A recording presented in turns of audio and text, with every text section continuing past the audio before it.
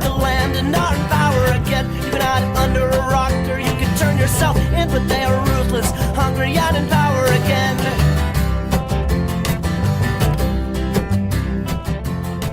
You want me to do it? No, I can do it. I'm just like, well, hey everyone, welcome to Henry Kissinger's Pokemon Going to Die. Not a threat.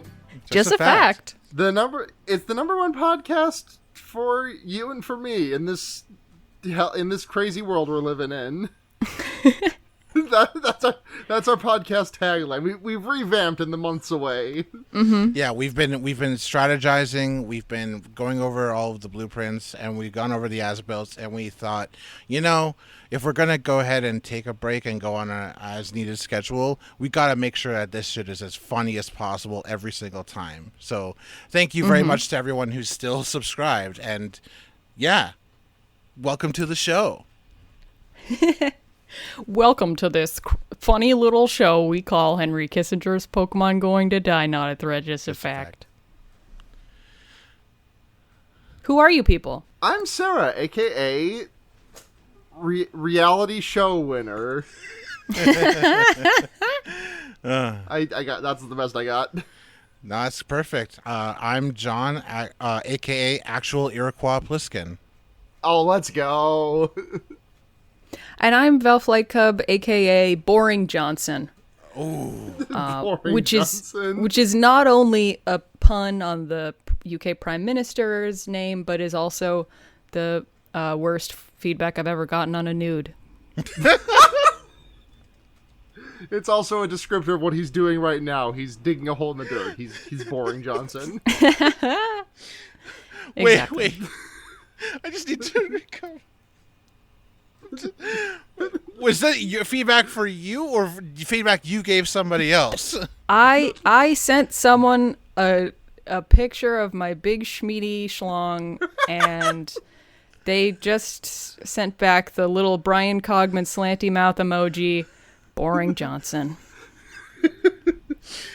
I've gotten so many messages like that on Grindr. Do better. I really should just be hitting those unsolicited dick pics with Boring Johnson. Oh my god! Did y'all see the one that I got a couple of days ago with someone who was like, "I'm shaved, pull the hole." Yes! I did, and I wish I hadn't. It's such a good phrase that they didn't just pull that out. No, that's part of a pattern. It's weird because I'm pretty sure pull the hole is a golf move, and so it just makes me think that maybe that person is pull the hole is the colloquialism for what you do after you're done. If you're moving on to the next hole, you just got to put the pin back in there. That's the pull the hole maneuver. The further back you put the pin back in the hole, the more impressive your pulled hole is. I'm gonna shout that at people trying to golf next time I'm by the golf course. Just gonna start yelling that at them. Just yelling pull the hole. Have you guys have either of you ever watched a golf tournament? Yes. No. Yes. I watched one a long time ago, but it was like Tiger Woods or somebody, but there were all these spectators because it was right at the pole hole. Yeah. And they would do the putt, and then I don't know if it was just like one or two guys in the audience or like a lot of people, but like there were spectators just screaming, "Get in the hole!" Which just seems like entirely ungentlemanly. And so therefore perfect for golf. Yeah. Golf should not have. You should just be able to hit other players with your clubs. But the middle, I don't think you should be able to hit someone with the head of your club. I think you should only be allowed to hit them with the middle part. So it's kind of like whipping someone with a switch. Mm-hmm. Like you can bunt them. Yeah. Yeah, like when you pick up the. I'm bunting VJ Singh. Like when you pick up the bat. Bunting Mike Bloomberg. Oh. I can't. Bunting Arizona. Okay, thank you. I couldn't match the trifecta. Bunting Amy. I can go Goodwill on all day. Bunting. Oh, there's the one. We found it, folks. Ah. So happy Pride, everyone! Happy Pride! It's Gay Month. It's been 3 months. I've got a new gender since then. It's Woo. it's lesbian still, but different kind of flavor. Yeah, Nice. it's like there's White Claw and then there's White Claw another flavor. Yeah. It's a different flavor of White Claw. And in celebration of this Pride Month, I've just decided to take a look at what Joe Biden has done to help the gay and transgender community in his time in office, and especially during this most hallowed of months in which we all respect gay people for exactly 30 days. Time to take a big swig of my Shake Shack Pride Shake and listen to all the great things that Joe Biden surely has been doing. That Shake Shack Pride thing, I feel no disrespect to the guys who did that, because listen, if you lived through the AIDS crisis, you fucking get your bag however you gotta get it. But that ad was just fucking bleak. That video, the video is great until they're like, that's why. And that's why we're going to Shake Shack. But it's a well-produced video. I mean, obviously you had to have a budget to have somebody script that and think of to print out the pictures. And anyway. Yeah.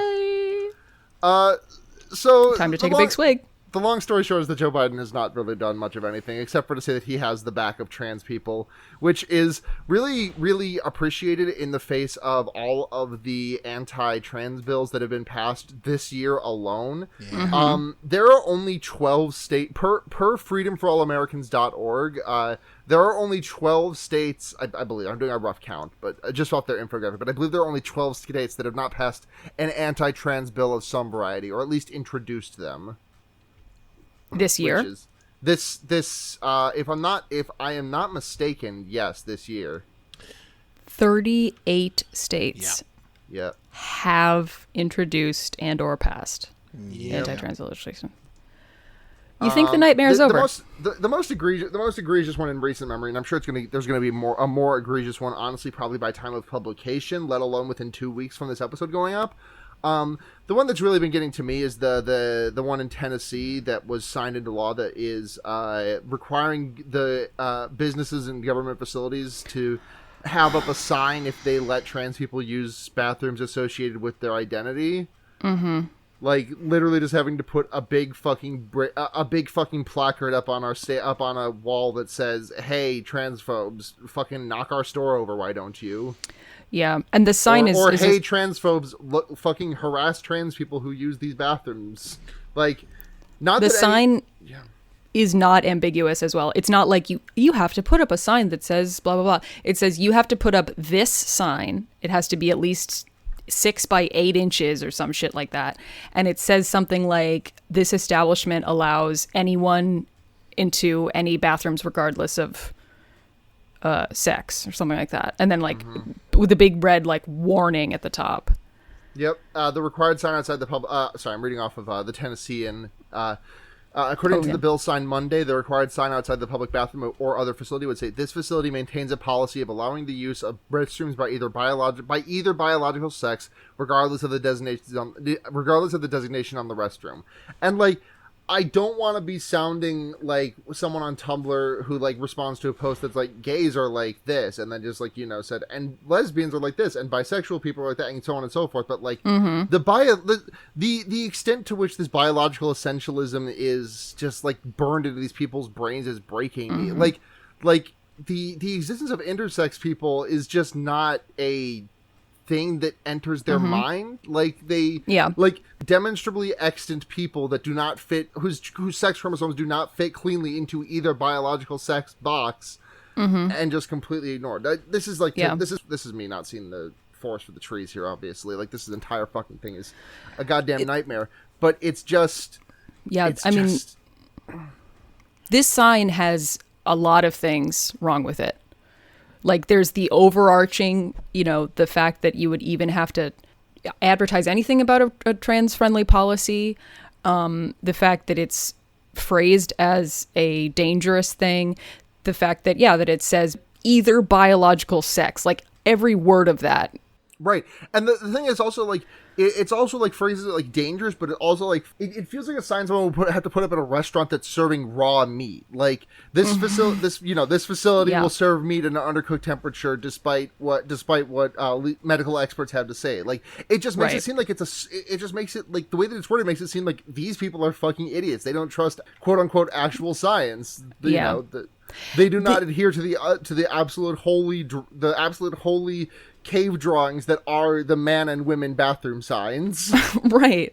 And like it's so annoying that anti-trans people use this like appeal to authority with like scientific language so much, because like it's not only not the point, like even if, I don't know, biologically there were only two sexes and trans people were whatever, first of all, like the importance is what's going to make human life bearable for some portion of the population.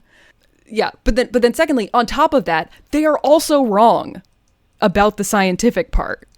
So like if we wanted to have a debate about the science, we would win, but we don't argue on those lines because that's not what matters. Right, because it's always the I know that this is very well tread ground that I'm complaining about here, but they always love to point out like the scientists had it right in the 60s, or like look at this, you can open a 5th grade textbook and read this shit. Like and in a 5th grade textbook, they would also probably would also tell you that like all numbers are either positive or negative, and there's no such thing as an imaginary number. Right. Like it's like, yeah, God, just it makes me very mad. It makes me very mad and very upset, because I just hate to be seeing all this stuff. And also, like, this is not to like also mention to like the Department of Justice, headed by Attorney General Merrick Garland, you know, liberal darling, Supreme Court Justice, the guy that we loved because he was so far left. Oh wait, yeah. This is the headline that I found, which was from 5 days ago. The Department of Justice revised language that said it would, quote, vigorously, unquote, defend religious colleges and universities accused of discriminating against LGBTQ students in an updated court filing in a class action lawsuit after criticism for LGBTQ advocates. So the extent of it was just basically the Biden administration just coming out and saying, like, yeah, we're going to fight tooth and nail for your guys' religious exemptions. And it's just I'm feeling very, very tired about all this, and I don't know like why I sound like I'm expecting anything from Joe Biden, because like I'm fucking not. Like I think I'm gonna go to my grave regretting that I even filled in a little black dot next to his name. It sucks being right. I hate being right. Like that's what it is. It's like, no, it wouldn't have been better to have the other majority party candidate win, but this dude sucks. Yeah, I was trying to come up with an analogy for what this feels like, and it just made me think of the like old Tumblr posts would write like credit to the artist and then like just post uncredited art. Yes. It's like it feels like that, where he's just like, I support the trans community emotionally in my mind.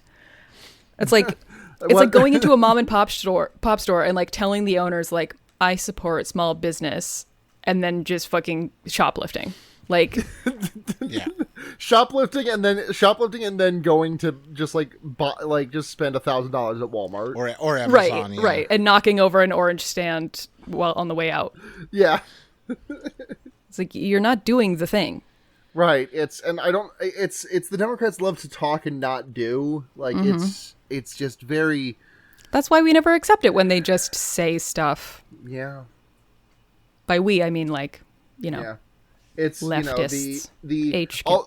The Democrats are just like they're just letting Republicans all over this country pass state laws that are like just doing their best to just scrub transgender people out of existence. It's genuinely fucking terrifying the extent to which they're trying to force every single young child who is like I feel so bad for every single child out there right now who's like having the same kind of feelings that I had when I was like a teenager who didn't really have a word to like the gender feelings that I had. Like the kids these days probably have a lot more words for the gender feelings that they have because of how much more online people are than they were just 10 years ago. But like the extent to which the state is just going to keep focused on putting the boot on their neck until they either die or don't or not transition is just appalling. And the Biden administration is just doing just like all they're like yelling at like the not even the Biden administration, like the Democrats as a whole are just spending more time like chasing after Ilhan Omar for saying, yeah, Israel does war crimes. Right. It's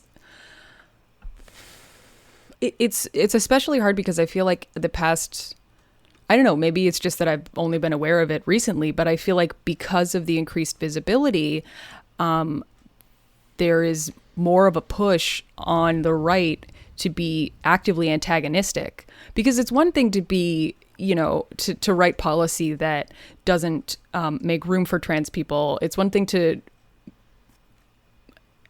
push an image of the world that is, everyone is Christian and heterosexual and white, but it's another thing to make policies that are specifically for nothing else but the eradication of trans people in public spaces and oftentimes private life as well. In addition to the eradication, like the insult on top of it is that it's also for the humiliation of transgender people. Like all of like every, oh God, just like all of these fucking like locker room and sports and like high school sports bills are just like, it's just to embarrass the shit out of any child who is like decided to buck their assigned gender and is now just being forced to fucking this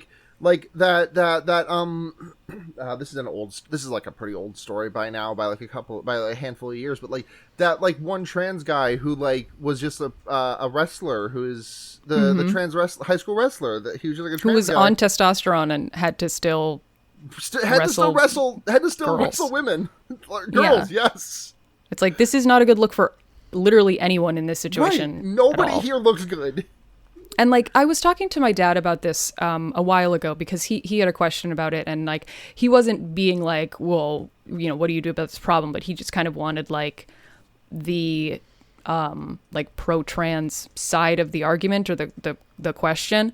So the thing of like high school athletes, right? Like transgender high school athletes, if they're not, medically transitioned in any way, then is that unfair to have such and such person be allowed to be blah, blah, blah, blah.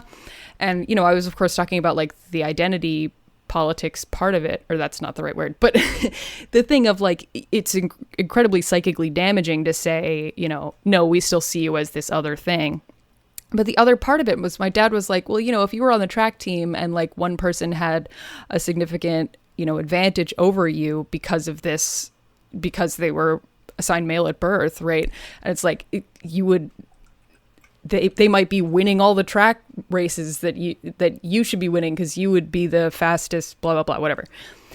And in that situation, and then I think in every high school around the country, there's still like it's one person. And like, it's like, you're not taking away, it's not like you're never going to have like a high school basketball team that like is like the Looney Tunes, like Monstars, because they're literally like all trans, like, non-medically transitioned, like trans girls. Like there's a handful of people spread around. Like there are also just like for other reasons, biological, like, people who are better, like I am a very tall person, but like if I travel back in time to like me at age 17, not medically transitioned at all, I'm 6'6", I'd still fucking get hooped on by like Angela McCoughtry at the same age before she goes on to the WNBA. like and of course this is also getting legislated out because like we see fucking Simone Biles getting absolutely fucking shit, taking just the Olympic Committee taking a huge fat shit on her again. I mean, that's like cis black women are like the number 2 victim of like this medicalism of trying to regulate hormones in sports and blah blah blah.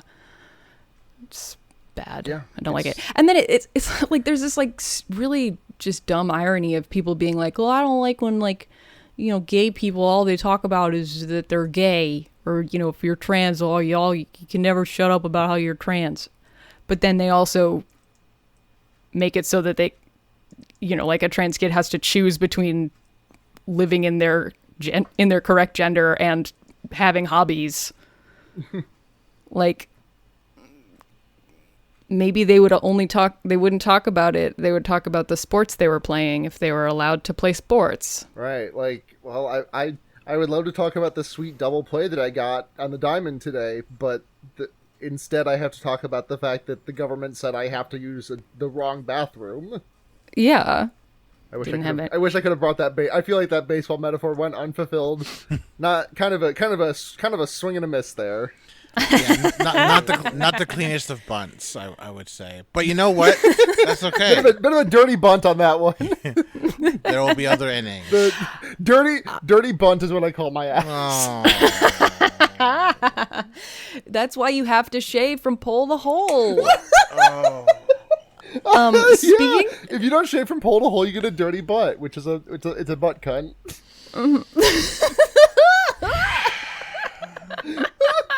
it's like the evil version of the word bussy. Yes. It's what they so- call it in Britain. No, they say that's a banny. Speaking of Fuck. the Biden administration not being materially different from the Trump administration, I have a little story that I want to bring up. Okay. If that's all right to move on, or do we have more of that? Yeah. I don't have anything else to say really about As this. someone Okay. who is not trans, I don't have anything to say other than these bills that are being passed are abhorrent, and I wish everybody who is living in those communities, who cannot escape those communities, you're not alone, and that reach out to your people and stay strong together and build solidarity with each other, and to any Casual reminder that breaking the law is sometimes okay. yes, especially for Frankly, I think like if you averaged out the number of laws that we could consider moral and not moral, I think that on average, if you break the law, it is a moral good more than it is a moral bad. It's probably good. Like there are some laws that are like good, like drinking and driving is bad. That's a great law. Love that one. Mm-hmm. But it gets me to work on time, so it's impossible to tell if it's good or not. So exactly right. Hard to say. Still working that logic puzzle out. But okay, so I went when we decided that we were gonna do an episode today. I was bored at work and decided to look at the news, and I was reading through the news. This headline jumped out at me, and I literally read it, and I was like, fucking of course Trump would do this. And then I remembered that he's not the president anymore. And I was like, I literally fucking forgot which president we were on, because on July 4th, the White House will host a celebration to mark independence from the coronavirus. Does that not fucking sound like the kind of thing, like the kind of premature celebration that fucking... Like, I feel like Trump had that celebration last July. Yeah. This is like big mission accomplished energy to me. The article that I read about this was on CNN, and it said President Biden had set July 4th as the deadline for a return to normalcy in the U.S., because he wanted people to be able to see their families and stuff on the holiday. But then it also ended with, the president had also set a goal of vaccinating 70% of U.S. adults with at least one dose of a COVID-19 vaccine, but the country is not currently on track to reach that goal. So I also love the fact that he set July 4th is evoked as a deadline. Like COVID's gonna be like, get the shit on my, like, Biden's gonna be like, get the shit on my desk by July 4th, and COVID's gonna snap too. God, it's gonna be so fucking awesome in 6 months when like a variant of COVID that's resistant to the vaccine is just like out there, and we just go through this all again. Mm-hmm. I'm sorry to be doomer, but like it's just been occupying my thoughts a lot lately because like I had like I've been like fully vaccinated for about like a month now, and my frog has been quite boiled by the living environment that I am in. My family is very cavalier about everything, and so I made some not like abhorrently stupid, but just like dumb decisions that I was recently snapped out of, and it's like I'm again looking at numbers, I'm looking at news about variants, and I'm like, wow, this is all just really, we're just gonna be back here in 6 months, huh? Yeah, this is so not over. No, but it's finally like getting better, so people are like, it's done, we did it, like, we won. we did not. So yeah, that was my independence from COVID. Independence from COVID. Wow. Yeah. And they're encouraging states to host their own version of the event as well. Oh, that's good. How many COVID deaths are we at? 600,000. Thank you so much for asking. We hit 600K today. Oh, great for us. Yes. YouTube voice, thank you so much. We couldn't have done it without all of you. Have you ever watched a YouTube video where the YouTuber talks about how their subscriber count hit a certain number and they say, we hit 100K subscribers or whatever? Yeah. It's the royal so strange to me. It's because it's like either the audience did it or you did it. I'm also amenable to the idea that most people who reach that number of subscribers, well, I mean, I think that like that's probably just like a dissolution of language type thing, because originally I would bet that the people who reached the number of subscribers that like were worthy, not like that denoted a milestone like that, were actually working with like a team of people. Like I'm thinking like I don't know, fair, like yeah. Vlogbrothers or something, who would be like, yes, this was like a wee thing, and now it's it's also just like that's worked its way down to being like, oh yeah, we've got 50 concurrent viewers on this Twitch stream. Let's go. yeah. Like they're like, I'm doing it, but you're helping me, so we're all in this together. You know, it's a part of that whole parasocial complex, you know, industrial complex. You know, like you know, it benefits like, you know, shouting out the team, but also you know we're in this together. So. You know, if I right. so if I get canceled, you'll like my notes apology. And And speaking of getting canceled, I'm going to be canceled for mispronouncing this man's last name, but I don't care. Boring Johnson is its pronunciation. Oh no, no. Okay, so. Mike Pompeo, who I was informed was some sort of secretary of one of the states down there in the United States. I can't keep track of all them. Secretary of Defense? He was secretary of state, not a state. He was secretary of state. Sorry. I'm ignorant because I just can't keep track of what's going on down there in Canada's trousers. I just can't. You know, that's fine. That's how I feel about my own real life trousers. So, just know that it's boring and probably not much to report back on. It's poorly reviewed. Also, his name is pronounced Pompeo. Oh, like we were talking off air about how it's not Poopeo, but it's also not Pompeo. It's Pompeo. So much like the Greek resort city of Pompeii. Okay. Exactly. Okay. It's like your tourists that have just arrived for your great vacation in Pompeii right as something happens. So you're like, here we are in Pompeii. Oh! And then you're turned to ashes while jacking off, and it's fine. It happens. So speaking of disasters, Pompeo started this thing called CAVPAC, which is the Champion American Values. Not even championing, not like the verb, just champion American values. Great.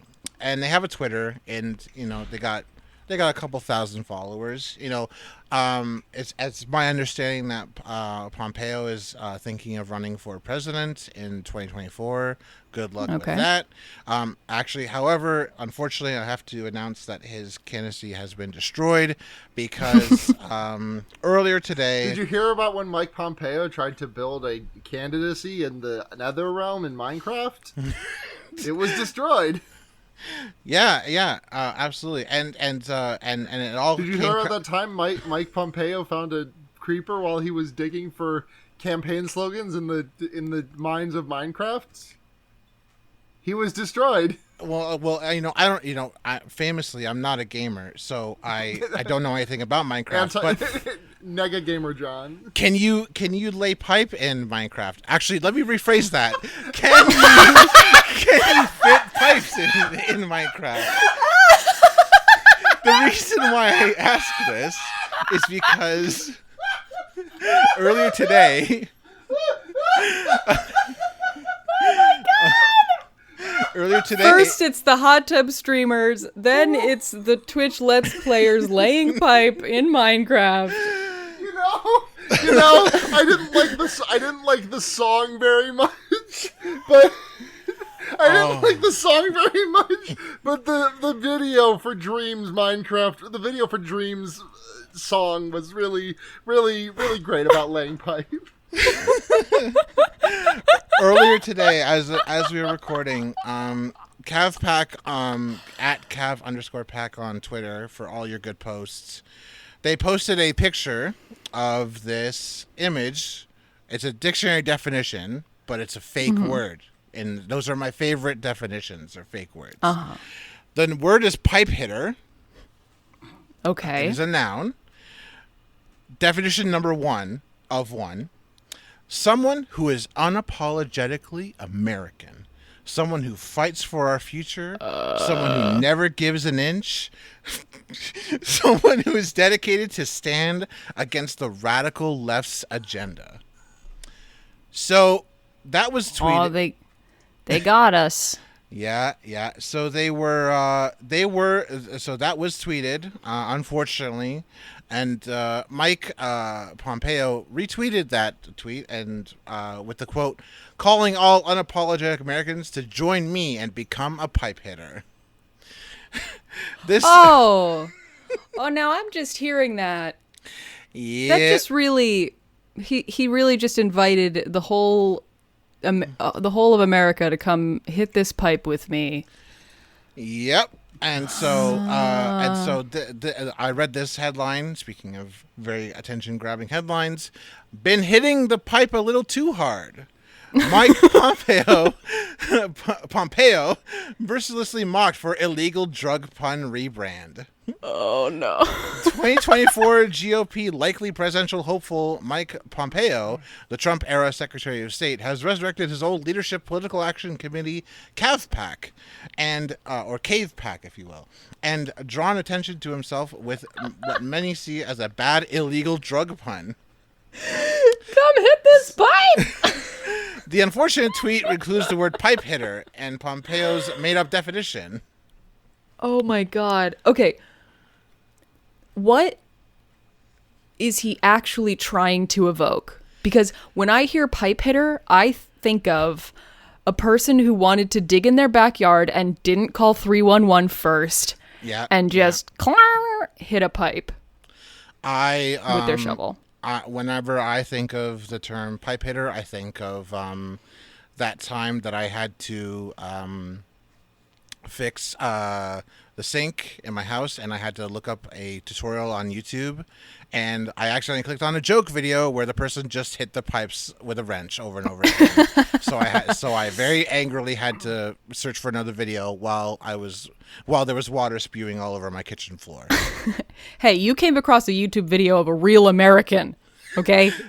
I also think of Rob Ford when I think of pipe hitter, which is unfortunate because I don't like to think about Rob Ford anymore. But so the new pipe hitter theme signals Pompeo distancing himself from his former boss. In what way? In what I'm reading this from this article. In what way are they different? You know, he had tried to position himself as the logical successor to the America First movement, but for reasons unspecified, Pompeo is now hewing to a different brand, one that is decidedly more Pompeo.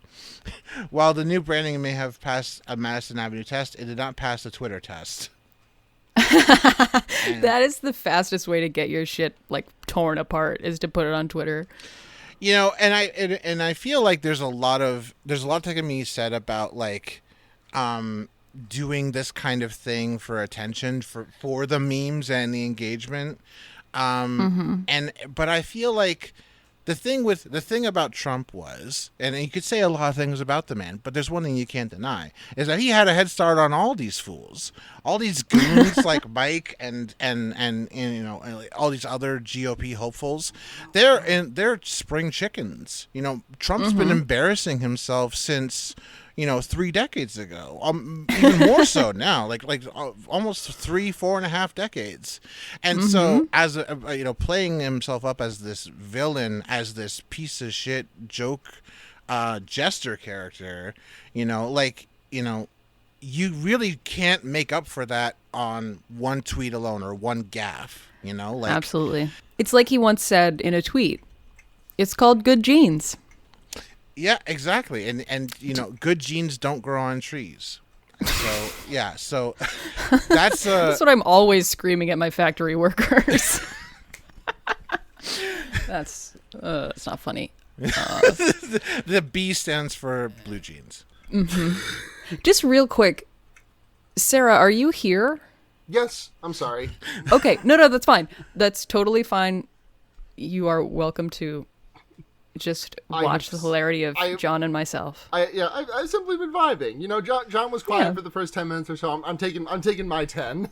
Yes. I'm taking Perfectly my 10. Fair. I'm taking my 10 because immediately before we started recording, I said to myself, oh, fuck, I need to get an estrogen prescription refilled. I need to send that in right away because otherwise my doctor will not get it to me in time for me to go to Boston. And then just now, 35 minutes later, I realized, oh, shit, I still need to send that message to my doctor. Oh dang. So it'll be that's taken care of now. Sorry, I was just mildly preoccupied. No worries. I just wanted to make sure you hadn't dropped or anything. You know, I would hate to like. Great. Yeah. Yeah, I bet you're regretting checking in now. Oh boy. John, you were saying. Yeah. So again, I can't keep track of all of the failed politicians that live in the United States, but Mike, you know. Follow CavPack at least for the posts, you know. If you and also if you still use Twitter to self-harm, which I'm trying to do a lot less of myself. So I'll have to follow him on my alt. Can I hit you guys with another little short story, another short news article before we go to the second thing that you wanted to get to? Please, go for it. Yeah. And then we'll okay. Again, I was on CNN.com looking for articles, and I clicked on something that was deceptively titled because I thought it was going to be a really interesting article, but it wasn't. The headline said something about a dog with a quote cool personality breaking records. And so I clicked on it, and turns out this dog does not wear sunglasses or play the saxophone. This was a working dog auction in Australia, selling Australian Kelpies, which are apparently these dogs that are like natural herders. Like they are born and they're like, let's fucking get this bred and, you know, smush these sheep around into where they're supposed to go. Yeah. And this one sold for a lot because he was just had a calm head and cool personality and like was nice with the sheep that he herds. And I just read that like, yeah, okay. So basically this headline made it sound like this dog could fucking surf. But what actually happened was... They're a good cop. Yeah, prices continue to inflate on dogs that fancy people sell. In Yeah. other dog news, Did y'all see that dog that won the Best in Show the other day? oh my god, the alleged dog. This John, did you see so-called this dog? dog. I have not seen this dog. What? Best Oh in my Show gosh. dog. Hold on, let me pull up an image of this guy. It's Its name is Wasabi. It's a Pekingese. Pekingese. It is Pekingese, right? That's how it's pronounced. I don't know. I thought it was Pekingese, but I that could might be be. a different thing. Okay. Here. Well, Gremlin's 3 Gremlin's 3 looks good. Look at this thing. That's the best in show dog at Westminster. Fuck, dude, it sure is. It looks the least like a dog that I've ever seen. Show me another dog at this event that is more the fucking animal ever than this thing. That's the face I make every time Sarah says one of her verb crimes. This is just, This is not good audio for anyone who can't see the podcast chat that we're posting. just picture the least dog ever. It's like if you took a slab of clay that you were going to carve a dog out of, and then you didn't. And then you forgot. And then you forgot. And they were like, yes. 1,000 points for Wasabi. Wasabi, the Pekingese. And third amazing dog update. This past weekend, Balto, my dog, broke the record for oldest Balto ever because it was his birthday. Bravo. Yeah, that's And true. he's that 4 is now. actually true. The Balto from the movies did die at age 3. That's true. So yeah, Bravo's breaking records. He's breaking his own record of he's the oldest he's ever been. That's all I was trying to I'm say. so happy for him. Yeah. Yes. Congrats. He got a little dog cookie that he ate in about 25 seconds. That said happy birthday on it. Beautiful. So that's the Balto news. Anyway, Yeah. now on to some other fun, warm and fuzzy stuff. Yeah. And speaking of dogs, I'm a big fan of dogs, personally. Love dogs. Yeah. This is also why we're so anti-Biden, because he killed so many dogs. He did do that.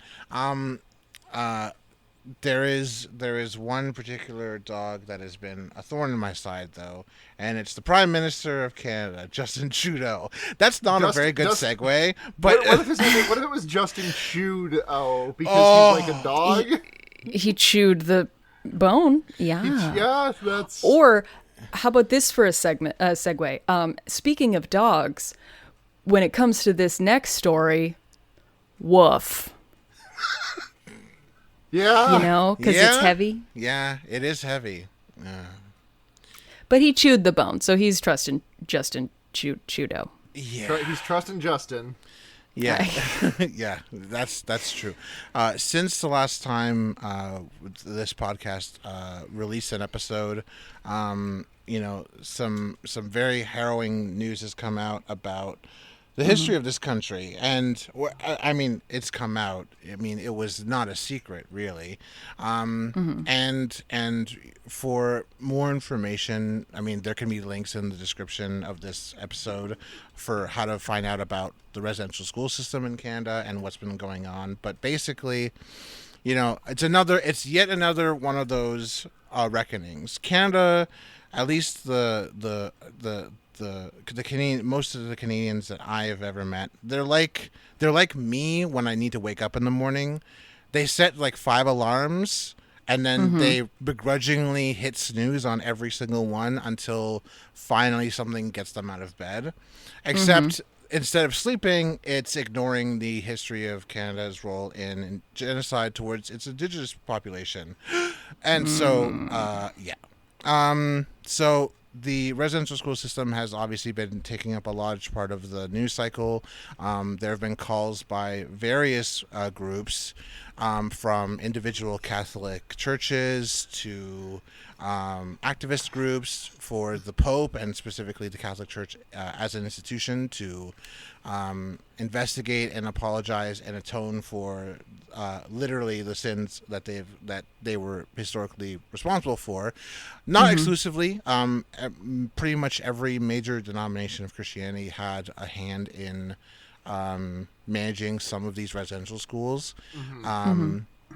But aside from that side of the things, the government has been fighting First Nations children in court for basically forever. But there's one particular case that is happening that is 14 years old at the time of recording, and it is just about to move into its appeals. So this comes from a CTV News article. The headline is Indigenous Child Welfare Battle Heads to Court Despite Calls for Ottawa to Drop the Cases. So what are these cases? Sorry, I don't know if you were about to explain it. Yeah. So the article reads Ottawa's controversial legal challenge of a pair of rulings involving First Nations children torn from their families by a chronically underfunded child care system heads to federal court on Monday, despite repeated calls for the cases to be dropped in the name of reconciliation. The federal government is poised to argue against two Canadian Human Rights Tribunal rulings. The first awarded what amounts to billions of dollars in compensation to First Nations children inappropriately taken away from their parents after 2006, and to their parents and grandparents. The second ruling expands Jordan's principle to children who live off reserve and who are not registered under the Indian Act. And so, as I've mentioned on previous episodes of HKIP, specifically the one I did on the first ever episode I was on about 1492 Lambeck Lane, the Indian Act is basically the register that the Canadian government uses to keep track of who is classified legally as an Indian person. There is no legal definition of what an Indigenous person, First Nations person, or Aboriginal person is in Canada.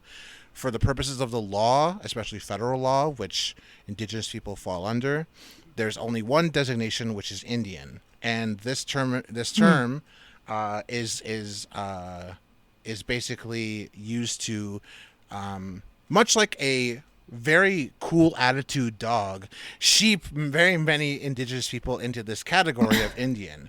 And for more information on the system that works with that program, check out my episode of Fear Baiting on blood quantum, where I actually go into the legal history of why blood quantum, and specifically the Indian Act, has been used to disenfranchise Indigenous people, and this is one of the ways. So before That movie also fucks. Yeah, before 1985, I believe, if you were an Indigenous woman with who was registered under the Indian Act and you married a non-Indigenous man, you would lose your status. You would basically you would not be considered legally an Indian anymore, and not being considered legally Indian meant you lost the right to the land that you owned on the reserve, or that your family was meant to own. You lose the right to practice your treaty rights, treaties that were signed between Indigenous groups stemming all the way back to 1610 would be completely void to you. Not that they were being recognized anyway, but that's another story. And you would undergo a process that the Canadian government very helpfully called enfranchisement, which meant that you were basically allowed to join Canadian society, which meant that you were able to become a lawyer, have legal representation, become a doctor, have a job, adopt children, and own land outside of the reserve. Gradually, those rights were extended to everybody, even if they did have quote-unquote Indian status. But generally speaking, that was how the system was devised, was that you were either Indian or you were Canadian. Yeah. And so, And do you know if it went the other way? So if you were an Indian man and married a non-Indian woman, would your status also be revoked, or is it just for? I'm so glad that you asked that, because in fact it did not go the other way. Awesome. What would happen would be that your children would receive what is basically diminished status. So if you had children with the woman who you married who was non-Canadian, who was non-Indigenous, your children could receive a status card, but their children could not receive one. Because under the rules of blood quantum, at least 50%, quote unquote, 50% must be from one parent or from two grandparents. Gosh. Jesus. Okay, I was about to try and like make sense of the math going on here, but it's all just fucking racist settler bullshit. So I'm not even gonna fucking not worth the neurons. So, yeah, certainly not. And so, returning back to this idea of Jordan's principle, Jordan's principle is a pretty like okay understood like ruling. Basically, it makes sure that that basically Indigenous children, but more specifically First Nations children, that they can access all of the stuff that they are allowed to access if they were people who if they were everyday Canadians. So let's see. Jordan's principle makes sure that all First Nations children living in Canada can access the products, services, and supports they need when they need them. Funding can help with the wide range of health, social, and educational needs, including the unique needs that the First Nation Two-Spirit and LGBTQIA children and youth and those with disabilities may have. Jordan's principle is named in memory of Jordan River Anderson. He was a young boy from Norway House Cree Nation in Manitoba. And so the ruling by the Canadian Human Rights Tribunal would expand Jordan's principle to children who live off reserve, which is about half of the entire Indigenous population of Canada, and those who are not registered under the Indian Act. Let's see. Cindy Blackstock, who I actually have had the pleasure of meeting in the past, she is the executive director of the First Nations Child and Family Caring Society. She filed the original human rights complaint over 14 years ago. And she says that the case is fundamentally about addressing harms suffered by Indigenous children who have faced systemic discrimination by Canadian child welfare policies and practices. So 14 years. Yeah. And people are calling on the courts to just drop it. Like, it's not even like it's some complicated legal thing that has to be worked out by the courts. It's like literally like, you could just let this go, dude. Yeah, specifically there are people calling upon the government to stop its appeals of these rulings. And this is a quote from Cindy. Oh, Jesus. Yeah, this is a quote from Cindy. Frankly, it disgusts me as a citizen to think that the government is spending taxpayer money and energy fighting against little kids that have been found to be racially discriminating against in ways that harm them, separate them from their families, and in some cases contribute to their death.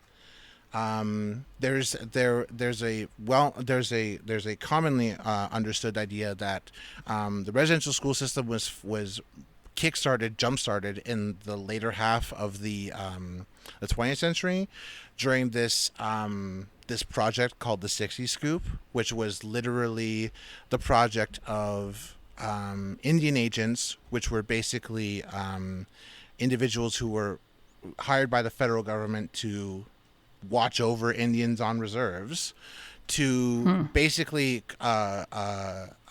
assemble children in the community and send them to residential schools. And this was basically a response to a lot of Indigenous people leaving reserves after the 50s and in the early 60s and sort of going into cities to try and find jobs. The idea was that the 60 Scoop would curtail this phenomenon by creating kind of like a crisis within reserve systems, and that children could be assimilated and indoctrinated into Canadian way of life before they were allowed to go out into quote unquote Canadian society and try and make a living. Because again, Indigenous communities across Canada are also disproportionately resource scarce, water scarce, and face food insecurity. And they're called residential schools because these children live there, right? Yes, they would. The residential school system was basically a schooling system that was meant for children. It was largely for children between 1 and 12, but children as young as 4 months sometimes ended up there. Wow. God. And as old as 15. And it was a pretty harrowing experience. Before the revelations at Kamloops Residential School, the understanding was about 1/4 of children who went through the residential school system died. And that was because... I'm sorry, did you say a quarter? Yes. One quarter. And there were approximately... I think just over 200 schools open across Canada, and in provinces where there was a significant northern Indigenous population, some schools would be as far as like the American border. So children from the north would be brought down to schools basically towards the American border. So even if they escaped, there was no possible way for them to go home. Yeah. Jesus. So absolutely horrific. I feel like we've talked about residential schools on this podcast a couple of times now, and it's really, I guess upsetting is the word I'm looking for. That there's always a new horrifying set of facts that I know about it. Like it gets worse every time I learn about it. Yeah, it's also like old timey horrific, but the last one was closed down in 96. Right. Yeah. Like, this is, like, you go on the Wikipedia page and you see, like, all these, like, grayed out, like, black and white photos, so it looks like someone, like, had to take it with, like, that shit that, like, starts burning after you turn on the camera. And you have to hold it on that little tray. And, like, and it just completely obfuscates the fact that, like, these things were as open as recently as, like, 96. Like, yeah. The last My older cousins were going to school. Like, yeah, the last one closed 3 years before the Phantom Menace came out. Like, yeah, Jesus, yeah. So, just skipping down a little bit here in the article, Indigenous Services Minister Mark Miller says such a settlement would pay out larger sums than the tribunal's maximum of $40,000 award for each child, and would be able to offer compensation more proportional to the harms than they endured. We do not deny that harm was suffered. We do not deny that systemic discrimination exists. But it is very difficult to look at the HRT, the Canadian Human Rights Tribunal, which can only award a maximum amount of $40,000, and it did so, we argued, in a way that wasn't proportional, in a vacuum. And that is the subject matter that will be discussed principally in the court proceedings next week. So basically, the settlement between these two cases, quote unquote, is being argued as being too generous to the children who suffered under this atrocious healthcare childcare system. God fucking forbid, right? Like I do not think that, like, if there is an upper bound of what too generous would be, I don't think that, like, I could possibly conceive of that. But also, like, there is no amount of generosity that is too much for the amount of, like, for the amount of harm that this system has done to these to Indigenous folks. Yeah. I'm confused by his wording. Was he trying to say that they're appealing it because they want to give out more than 40,000, They are- or just that they want to redistribute it a different way? The tribunal argued that the defendants are owed more than 40,000, and they set a figure that is in the billions of dollars. And Mark Miller is saying we want them to move it back to the 40,000. Could you move the line down, please? Basically, Boo. is what he's saying. This one killed me. We have fundamental issues with the CHRT's ruling, with its assertion of jurisdiction, that being of human rights, without denigrating some of the great work that's been done. Yeah, because actually residential schools were run by aliens and not humans, and the things they were doing weren't to other humans. So And they also weren't that Canadians- bad. right. So Right. it's not your business. This didn't really happen, but if it did, was it that bad? Yeah, the- someone else should tell us to do something about it, but not the people that already have. Yeah. A small headline about all of this that made me really just fucking pop my skull off of the top of my neck. Like a Lego.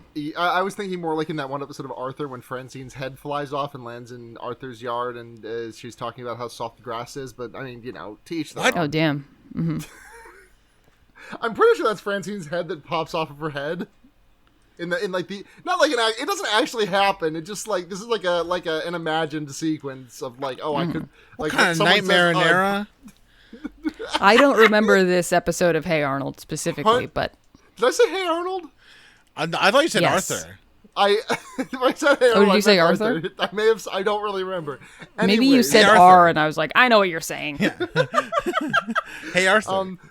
Hey, Arthur. The thing that like really made me blow my head off, not pop my head off my body, like Francine and Arthur, was a headline in which Justin Trudeau was like saying the Pope and the Catholic Church must answer for this, and like yes, but also like it's like Guy in a hot dog suit guy voice. in a hot dog suit pointing at other guy in a hot dog suit, saying we're both trying to find the guy who did this. Yeah.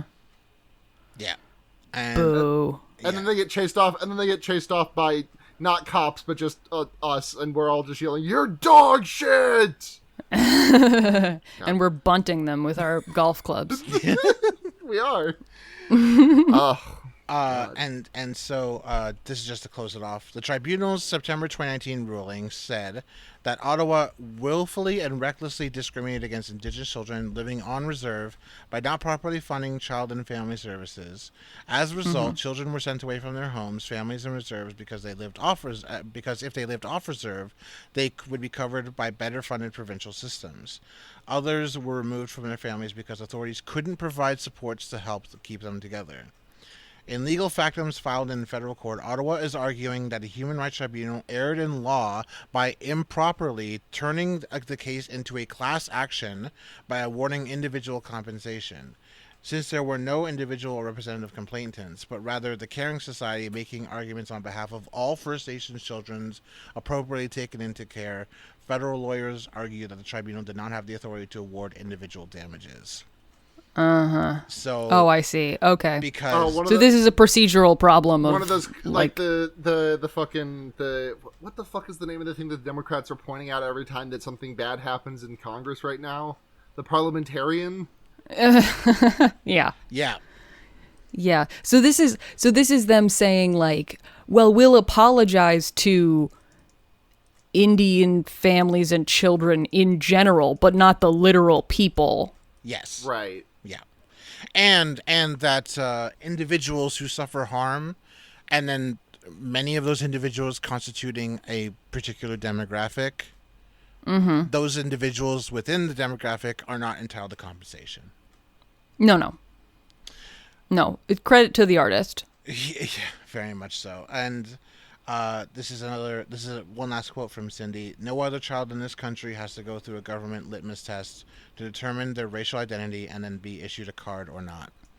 And that is still relevant to this day. You know, I think I've mentioned this in the past that like a status card is a very easy thing for me to get because I meet the requisite blood quantum amounts and all of this other stuff, but it's also, I'm a person who is caught between a lot of different places. I'm a person who's economically been disenfranchised my whole life, and there are things that are offered to me under the Indian Act.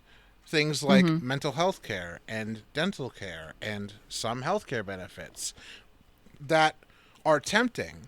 But what am I doing by registering myself into this system and claiming these quote unquote benefits, these things that I can access, including ostensibly, although it's debatable, free border crossing with the United States under the Jay Treaty of 1790. Like what is, like what am I really giving into? How much credence what kind of credence am I lending this system that is used to not enfranchise or better our lives, but to make the lives of Indigenous people across this country worse? It's horrible.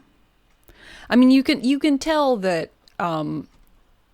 your political system is not good when it involves blood fractions. Yeah.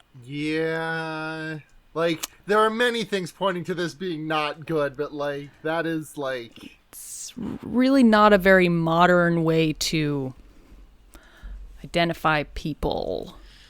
Yeah, and the story and the discourse around Indigenous identity is so complicated, even just outside of things like the Indian Act, because there are grifters out there who claim to be Indigenous, but they only do so because it's convenient for them to gain a certain amount of social capital to get their television shows made, or their movie made, or access funding for their art practice. It's just it feels like it's so.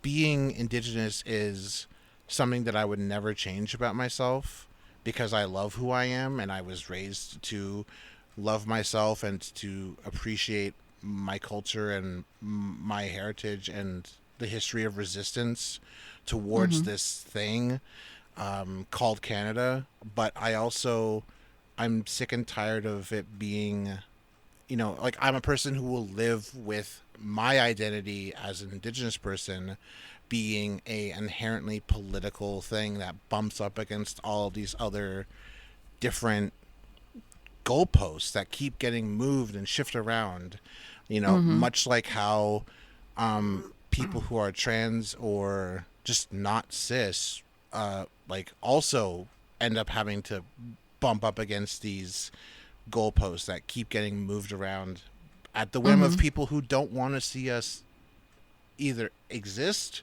or be for there to be so much of us. Yeah.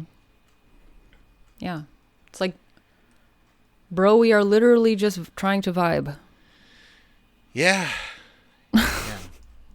To say it in a stupid way. No, but it's needed, because when you live in an absurd clown show, and the head clown is this person who people consistently try and thirst over, but who's actually a demon spawn of Satan, sometimes you just have to laugh.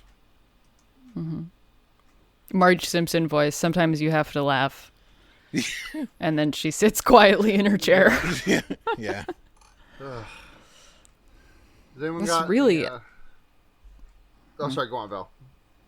No, I didn't know about this stuff about how, like, mutually exclusive the, like, Indian and Canadian identifiers are. Like, I mean, it makes sense on a certain level that, these are different nations, and so they would have different legal things. But the idea that there are certain benefits and certain, I mean, even literally just like places you can go, it seems like. Yeah. Depending, they have to pick. It's tough. Yeah. Don't have anything smart to say about it. Just sucks. Yeah, just fucking suck shit. Yeah. And fucking bad. Yeah, and it's been completely fucking normal up here in Canada, to be honest. Like, there was there's not very much that I can say about it, but there was a blatant anti-Muslim attack in London, Ontario recently, and this is what happens when we have people in power who say that they stand with marginalized people, but allow for, legislation to pass that discriminates against those people. Like, Trudeau isn't going to do anything about Quebec's anti-Muslim laws, about the laws that restrict their dress and their wear and their attire, and their and their religion, but. But he definitely feels bad about individual cases, and so right, and so Justin Trudeau, much like every other liberal, and I mean that with like people who are liberals, not just the Liberal Party, like people who are not aware, the ignorant, are going to have to go to sleep, and I hope that they never get any rest. Trying to think about how to fix this problem that they can't even see, that they can't even comprehend. Yep. Yeah. I was gonna talk about this whole story, but the only part that really matters is, have you guys seen the video edit of Kamala Harris saying "Do not come"? I have not seen.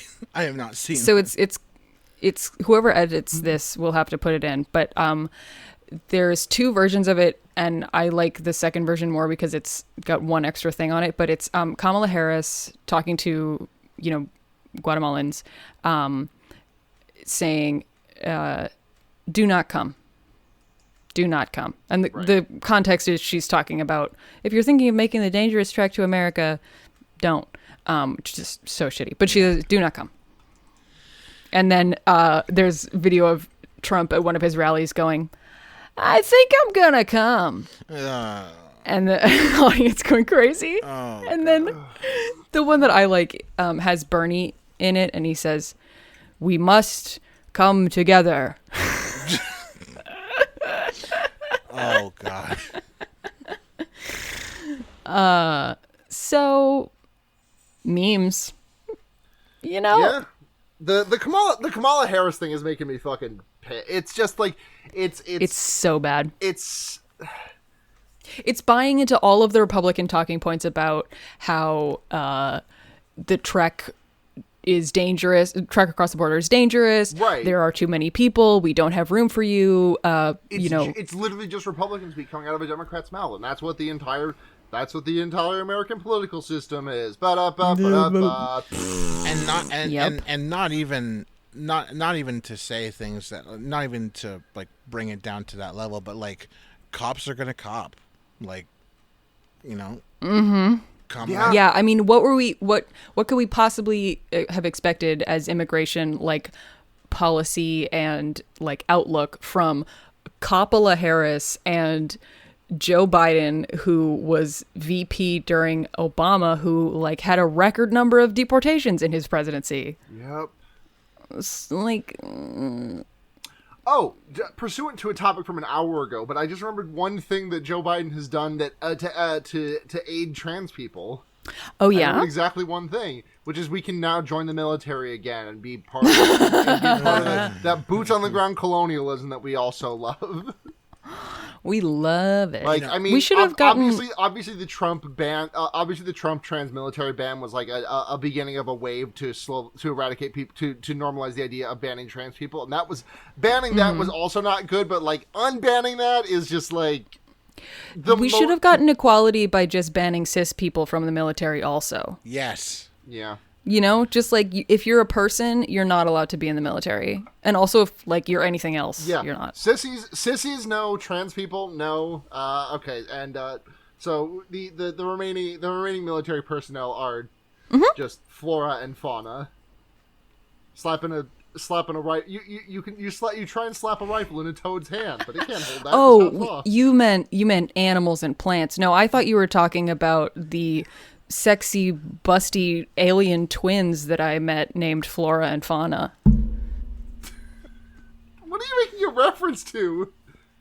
Nothing. I just like the idea of like two aliens named Flora and Fauna, and they're our only military, and also they got big boobies. Man, the pandemic's really fucking us all up, isn't it? Yeah, right. I just think it would be neat.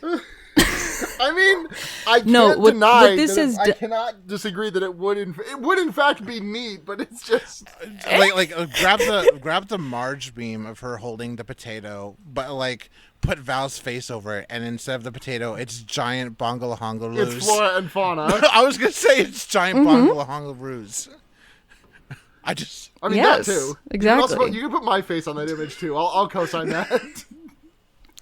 4 of them. Yeah.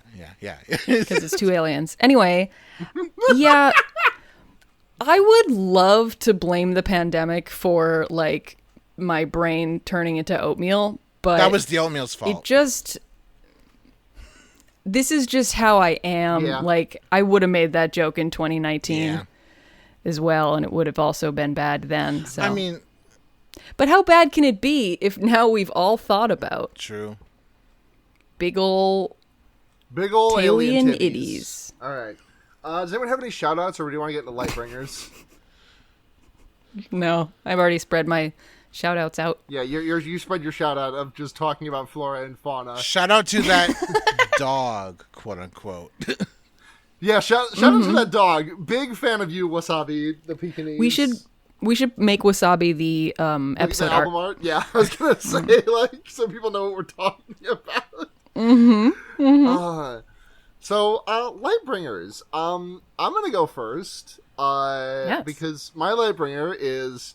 Have you at all heard of the hit anime ReZero Starting Life in Another World? Never. Because I'm going to tell you this. I know I've talked about I definitely talked about it on this show before, because I definitely fell into this show really hard before the last episode we recorded, but I'm rewatching it now with my girlfriend of the show, Neve. You know, it's a really good show is the thing. It's a really good show. It's better than you would think. It's got psychological horror. It's got mystery elements. It's got like Groundhog Day time loops. It's got funny characters that you actually love, and you feel and even though their deaths ultimately don't matter very much, because all that happens is the main character dies and then gets respawned at the start of his loop. It's still, the fact that it still makes you care about the characters dying is like, I think that's an impressive feat, because they do die a lot. Impressive feat. Another positive piece of feedback I got on some nudes. God.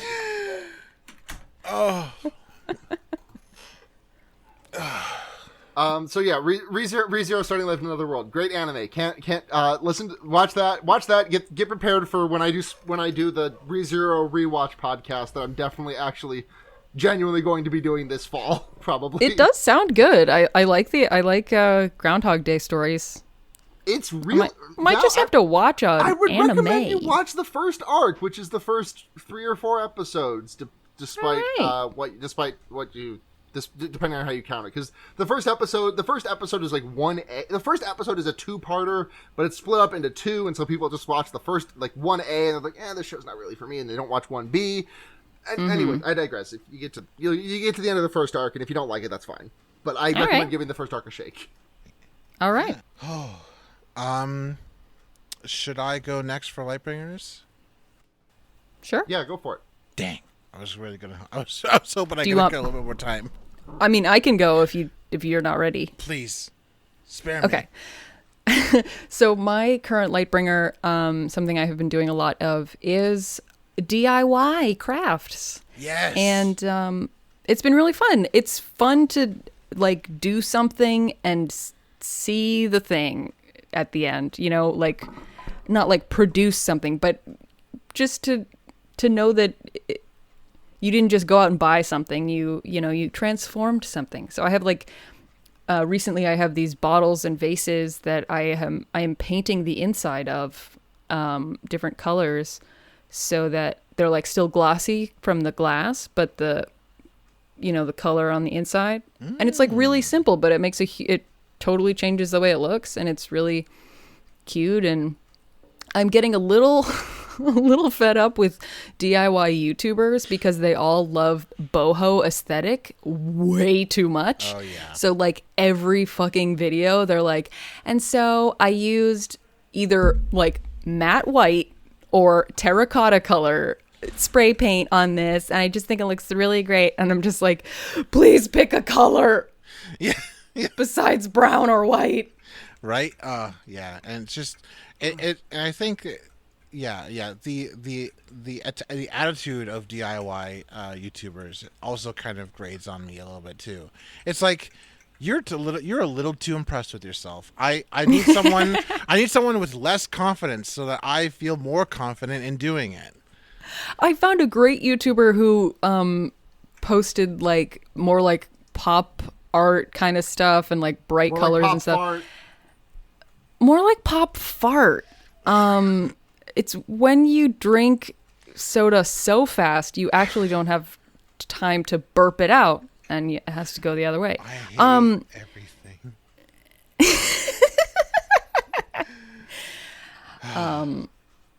Oh, I'll go on an episode of HKIP. What could happen? What's the worst that could happen? Invent 2 alien OCs. No, honestly, I am going to commission Roy tomorrow.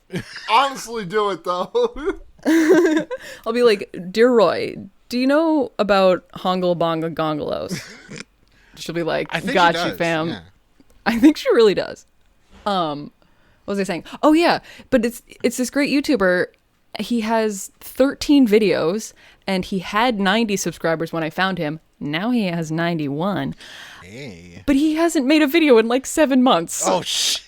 And I'm just like, that's okay. I like it. I like your videos. Oh, I got a new subscriber. Look at that. Oh. Oh shit, no. they got alien bongers. I'm too busy cranking it because it's a pandemic to make more DIYs. Oh. It really made sense as a joke in my head before I said it. And hearing the two of you's reaction to Flora and Fauna. I Just really. I'm waiting for the webcomic. I'm waiting for the t-shirts. I'm waiting for, like this could be like what's a webcomic? Gunner Creek Court like 2.0. Mm-hmm. I should make merch of like giant t-shirts. The ones that have like the Bikini Babe body on them. Yes. It's like that, except just colored green. Yeah. John, it's time for your Lightbringer. What is your cool recommendation for today? It is time. Okay, so I really don't know why I didn't think of this sooner. Okay, so there's this YouTube channel called Post 10. I have been posting about this channel a lot in the HKIP Discord. Join the Discord. Oh yeah. It is a man. I don't know his name, and I don't think he ever says his name, but he walks around with a GoPro and he has a rake, and all he does is stop storm drains in city streets from clogging up and flooding with rainwater. That's awesome. That guy rules. The first video I ever saw of was a video of him going into a forest and saying, "Look at that stagnant water. That's going to be Mosquito City in about 2 weeks once it starts getting really warm." And he creates a stream using just his rake. and he Oh my gosh. and you can literally see stagnant pools of water turn into these beautiful little small streams. Oh. And he unblocks culverts full of sticks and stones and like gets all this water flowing, and he's just incredible. He is this incredible kind-hearted person. If you like grand illusions like that, like people who are just like who just have good vibes, like like check out Post 10. He has almost 400,000 subscribers, and literally all he does is go around with a rake and stop storm drains from flooding. I love it. And you will eventually grow to appreciate whirlpools that form after storm drains become unclogged. You'll become engrossed in the zen of the rake. And I truly hope that people watch his videos and give him a lot of attention, because he does lots of stuff. He actually investigates abandoned buildings and goes through forests and talks about all of the cool stuff that he does. And yeah, just a really cool, just a dudes rock kind of guy, Hell yeah. Thank you to the shit. taxpayers for the use of their song Evil Men off their album Cold-Hearted Town. Thank you to Noisepace.xyz for hosting us. We love Overlord Matt GameCube. Yeah. Thank you, Matt. And thank you for listening to HKIPGTD. You can find us on Twitter under that as well. Yeah. Hopefully our next episode is not there's not as big of a gap between this one and the next one as there was between the last one and this one. I would like to get back to the topics of conversation were dour for sure, but I have very much enjoyed talking about them with the two of you, and I'm excited to I would like to get back into the swing of that to some extent. Me too.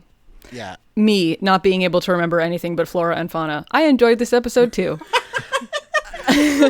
Listen, Val Flight what Cub. What else do you need to enjoy this episode besides Flora and Fauna? Yeah. I'm Val Flight Cub. You can find me on Twitter at FlightCubB. The second B stands for... But why not make two alien OCs? It stands for bunt. Oh. It stands for bunt. B stands for... The extra B stands for bunt. Yes.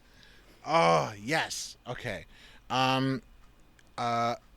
My name is John. You can find me at what's my Twitter handle? Flourishcaster _ and you can also find me in the HKIPTG Discord. Nice. Hell yeah. I'm on Twitter at sunhatzhenya, SUNHATZHENYA. I also do a bunch of other noise-based podcasts.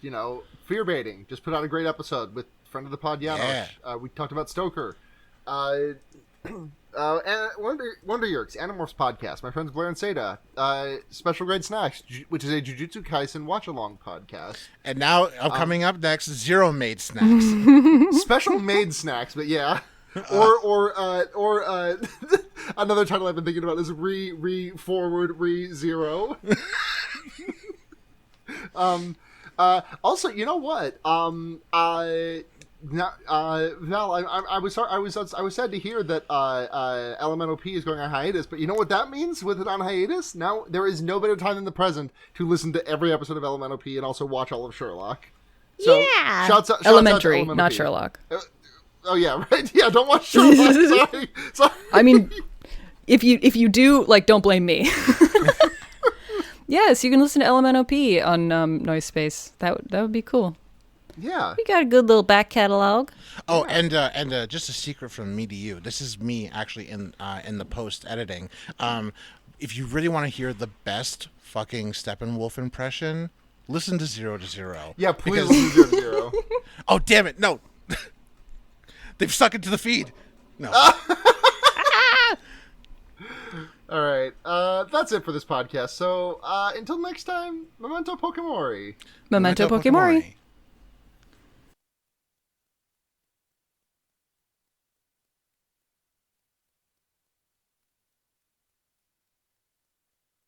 Do not come. Do not come. I'm gonna come.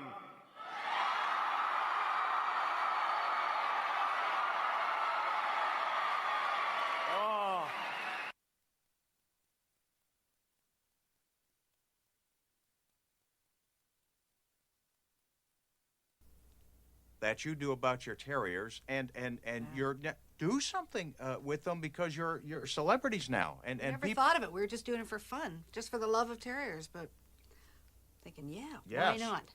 There's something to be said for that. Backyard, front yard, or the farm. Play with it till it gets dark. Take it home after a while. Then chew it out, terrier style.